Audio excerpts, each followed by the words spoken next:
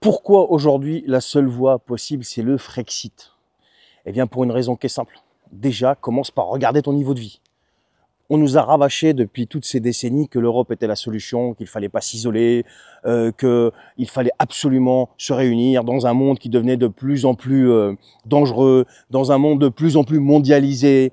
Ben ouais, d'accord, ok, pas de problème. Mais moi, ce que je vois aujourd'hui, c'est que plus on mise sur l'Union européenne, et plus on va mal. Plus on va mal. Donc, je ne sais pas où est l'effet positif de faire partie de l'Union européenne. Première chose. La deuxième chose, on va s'isoler. Mais la Suisse, elle n'est pas isolée, elle. La Suisse, elle va bien. En Suisse, c'est une vraie démocratie. C'est bien le peuple qui décide. Quasiment tout se fait par référendum. Et les mecs, ils sont pas malheureux. Et me dites pas le contraire. Je connais plein de gens qui habitent en Suisse. Hein. Les mecs, ça va bien. C'est pas parfait, hein. Ça va en tout cas mieux que chez nous. Le peuple est associé à toutes les décisions. Chez nous, depuis 2005, le pouvoir politique a une trouille bleue de faire le moindre référendum. Et en plus de ça, ils ont pris des décisions, il a pris des décisions tout seul. Et des décisions qui sont quand même vitales et qui sont graves, qui concernent tout le monde. Et qui vont avoir un impact sur la vie et l'avenir de tout le monde. Et c'est un mec qui les prend. Et tout ça sous couvert de république, de démocratie, de blablabla. Ok, d'accord. Mais à ce moment-là, faites des référendums. Qu'est-ce qui vous en empêche? Eh bien, c'est la trouille. C'est la trouille que le peuple s'exprime. Ben oui, parce que la dernière fois qu'il s'est exprimé en 2005, on a vu le résultat. Vous ne l'avez pas écouté. Vous avez fait une espèce de bidouillage qui vous a permis quand même de passer outre le référendum et de son résultat. Mais le pire, c'est que depuis, vous avez pris tout un tas de décisions qui ont littéralement détruit la qualité de vie des gens. Il y a des sondages qui sont faits sur plein de sujets et vos décisions vont contre les résultats de ces sondages. C'est formidable. Et le pire de tout ça, mais alors le pire, on a une personne qui est même pas élue de manière démocratique, qui s'appelle aujourd'hui Ursula von der Leyen, mais le suivant ou le précédent ou la suivante, la précédente sera pareil, eh bien qui prend des décisions aussi qui concernent l'avenir et la vie de chaque citoyen européen sans que les citoyens soient consultés. Et je pourrais continuer comme ça pendant longtemps. Et on vient m'expliquer que c'est l'Europe la solution. Mais non les gars, l'Europe est devenue un problème. À moins d'écouter les peuples. Mais là, ça, j'écoute même pas. Parce que si ça devait arriver, ce serait déjà arrivé. Mais aujourd'hui, l'Europe est un problème. Donc la solution, c'est quoi? C'est Frexit.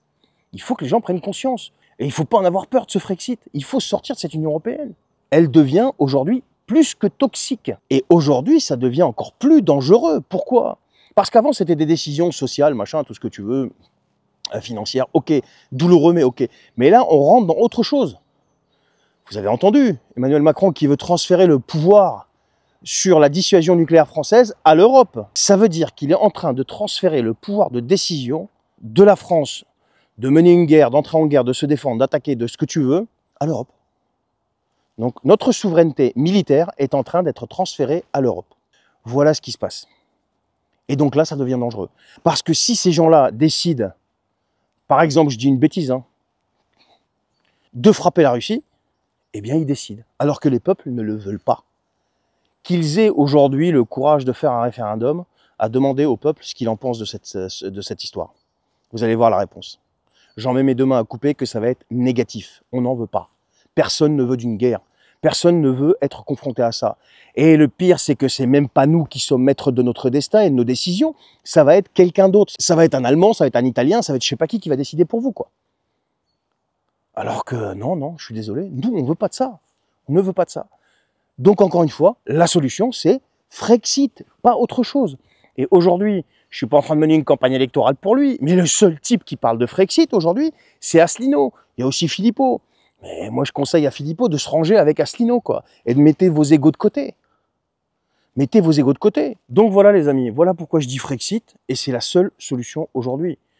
Il n'y a rien de bon, moi je ne vois rien de bon. Et ne venez pas me sortir, ouais, en France, le soin gratuit, sécurité, il n'y a rien de gratuit. Il n'y a rien de gratuit. Les mecs, ils vous font croire que c'est gratuit d'un côté et ils vous tapent dessus fiscalement de l'autre côté, mais d'une manière, vous imaginez même pas. Et ça dérange personne.